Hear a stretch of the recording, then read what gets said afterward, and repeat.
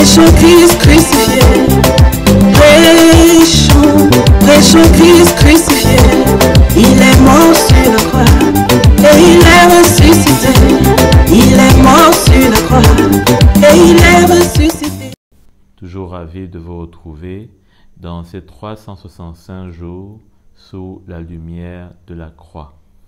Et nous allons voir aujourd'hui dans Éphésiens, je pense que vous connaissez le verset, au chapitre 2, à partir du verset 12. Allons voir, il est dit, « Souvenez-vous qu'à ce moment-là, vous étiez sans Messie. » Donc ici, il parle de nous qui étions, n'est-ce pas, des non-juifs. Hein? Au verset 11, si on va plus loin, c'est pourquoi, souvenez-vous qu'autrefois vous étiez identifiés comme non-juifs dans votre corps. Hein? Non-juifs dans notre corps. Donc ce n'est pas comme si aujourd'hui, on doit maintenant chercher à être comme des juifs, parce qu'on ne l'a jamais été. Hein? Même au temps des juifs dans l'ancienne alliance, je veux dire, où des juifs étaient au devant de Dieu, la priorité, hein? C'était son peuple, bien sûr c'est toujours son peuple, mais je veux dire que par rapport à l'alliance, eh bien, ce peuple avait reçu de Dieu et avait sur eux la main de Dieu, le doigt de Dieu, l'œil de Dieu, hein? Les promesses de Dieu, bref, c'était la priorité de Dieu. Hein? C'était sa prunelle, etc. Et maintenant, il dit, appelez incirconcis. Donc, nous, aujourd'hui, nous sommes aussi appelés incirconcis parce que, hein, il a bien fait la précision, on était juifs, on était non-juifs dans notre corps. C'est-à-dire quoi? On ne portait pas la marque, n'est-ce pas, de la circoncision. C'est ça qui était la marque de ce que quelqu'un pouvait appartenir à ce peuple. C'est qu'il était circoncis. Hein? Et cette circoncision, donc, faisait que, eh bien, par ceux qui se disaient circoncis et qui le sont dans leur corps, par la main de l'homme. Donc, finalement, il y avait comme une discrimination. Nous, n'étant pas circoncis, on était, n'est-ce pas, vus comme des personnes impures, qui n'étaient même pas dignes, hein, de pouvoir se rendre dans le temple, au temple, pour pouvoir offrir des offrandes. Parce que, eh bien, c'était pratiquement quelque chose qui n'avait pas lieu. Hein? Parce qu'on n'était pas, hein, dans notre corps comme des juifs. Hein? On n'avait pas ce droit. Et il dit au verset 12, « Souvenez-vous qu'à ce moment-là, vous étiez sans Messie. » Donc, il n'y avait pas pour nous de sauveur qui allait venir. Hein? Il n'y avait pas pour nous quelqu'un qui devait donner sa vie, ou bien alors, je ne sais pas moi quoi. Non, tout était pour les Juifs. Et Jésus l'a fait bien comprendre. Quand cette femme est venue et qu'elle a désiré, hein, ce que Jésus a appelé même les miettes, hein, eh bien, Jésus montrait par là que nous étions comme cette femme, hein, qui ne méritait rien, qui ne méritait même pas un regard de la part de Jésus, hein, qui était comme, d'ailleurs, pas comme, c'était le roi des Juifs. Hein.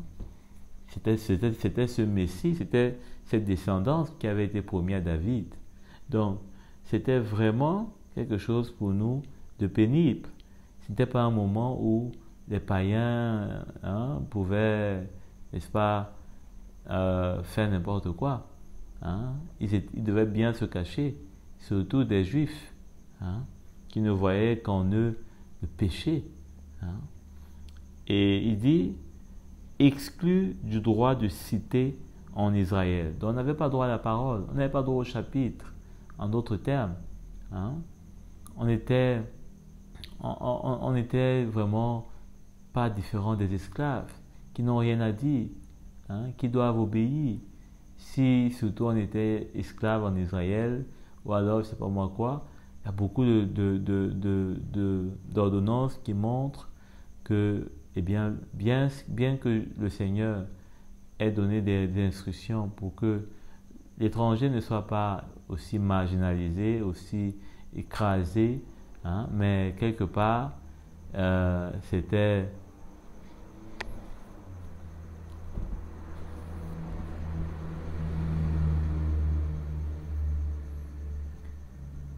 Ce n'était pas facile, hein, pour les païens. Et il suffit simplement de regarder aujourd'hui comment Israël et les Palestiniens se traitent, hein, pour comprendre qu'en fait, c'est ça. C'est-à-dire que si on n'est pas israélien, on est vraiment pas du tout à la limite considéré, hein. La vie de l'autre n'a presque pas d'importance, hein. Donc, il faut vraiment voir en cela la grâce de Dieu pour nous, qui étions païens. Il dit étrangers aux alliances de la promesse. Hein? Tout ce qu'on peut avoir aujourd'hui, à travers la promesse qui s'est manifestée en Christ, l'Esprit de Dieu, hein? On a été sauvés, rachetés du péché, hein? On a été libérés, hein, de l'esclavage du péché, hein? Comment est-ce que aujourd'hui on ne peut pas être reconnaissant au Seigneur? Il dit sans espérance et sans Dieu dans le monde. Donc, il n'y avait rien pour nous qu'on pouvait espérer, et nous étions dans le monde comme des personnes les plus malheureuses, hein? Il dit bien sans espérance et sans Dieu dans le monde. Qu'est-ce qu'est l'homme dans le monde sans Dieu? C'est un homme malheureux, hein? Il dit au verset 13, mais maintenant, en Jésus-Christ, vous qui autrefois étiez loin, rappelez-vous bien de ce mot, étiez loin, vous êtes devenus proches par le sang de Christ, hein? Vous êtes devenus proches par le sang de Christ. Bien sûr qu'il parle d'être proche avec les Israélites, hein? Mais c'est aussi proche par rapport à ce que le Seigneur a fait, hein? À dire que toutes ces promesses, il nous a aussi rapprochés d'elles, hein? Son alliance s'est étendue aussi avec nous, hein? Nous ne sommes plus étrangers, hein? Jésus le dit, mais nous sommes gens dedans, hein? Donc, nous ne pouvons plus aujourd'hui être, n'est-ce pas, comme des personnes tristes, mais dans la maison du Seigneur, on doit se sentir à l'aise de prier, hein, d'invoquer son nom, le nom de Jésus.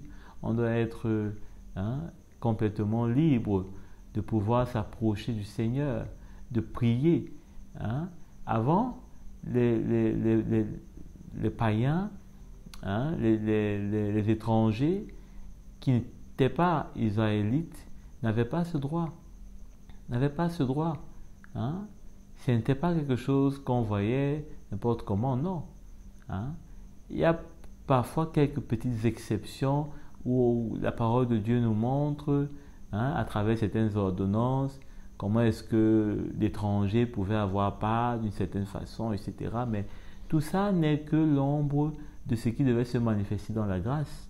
Ce n'est pas quelque chose qui était propre, hein, à l'ancienne alliance. Au contraire même. Donc, ici, vraiment, c'est une grâce qui est pour nous vraiment réalité dans la nouvelle alliance. Dans Deutéronome 20 au verset 10, il est dit, « Quand tu t'approcheras d'une ville pour l'attaquer, tu lui offriras la paix. » Hein? Tu lui offriras la paix. Donc, le Seigneur n'était pas ce Dieu-là qui était prompt uniquement à faire la guerre. Mais ça, c'était dans une seule condition, hein, où il fallait offrir cette paix, donc proposer cette paix. Hein. Si elle accepte la paix et t'ouvre ses portes, tu imposeras corvée et esclavage à tout le peuple qui s'y trouvera. Alors cette précision-là doit nous montrer que dans la nouvelle alliance, nous sommes devenus esclaves de la justice. C'est ce qui nous a été proposé par le Seigneur, devenir esclave de la justice. Hein? Nous allons voir cela en détail dans une autre édition. Si elle n'accepte pas de faire la paix avec toi et qu'elle veuille te faire la guerre, alors tu l'assiégeras. Et une fois que l'Éternel ton Dieu l'aura livré entre tes mains, tu feras passer tous ces hommes au fil de l'épée.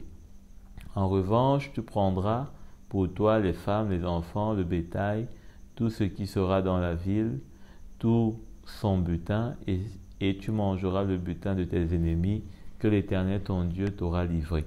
C'est ainsi que tu agiras envers toutes les villes qui sont très éloignées, ou alors très loin de toi et ne font pas partie de ces nations-ci. Donc ici on voit que le Seigneur, il dit bien, tu vas faire cela seulement à condition que ces personnes acceptent la paix et qu'elles soient très éloignées de toi. Elles soient très éloignées. Donc vous vous rappelez que l'apôtre Paul dit qu'on était éloignés. Et c'est ainsi que par son sang, il nous a rapprochés. Donc le sang de Christ nous a rapprochés. Et maintenant, nous pouvons vivre en paix avec le Seigneur. Nous pouvons vivre en paix avec lui. Et nous sommes aujourd'hui non plus des adversaires qu'il veut détruire, mais des fils et des filles qu'il veut chérir. Amen. Donc on va s'arrêter là. J'espère que cela est bien clair pour vous et que vous avez une occasion de plus pour rendre grâce au Seigneur. Bonne journée. La prédication de la croix est une folie pour ceux qui périssent. Oh oui, mes chers frères, puissance de Dieu pour nous qui sommes sauvés.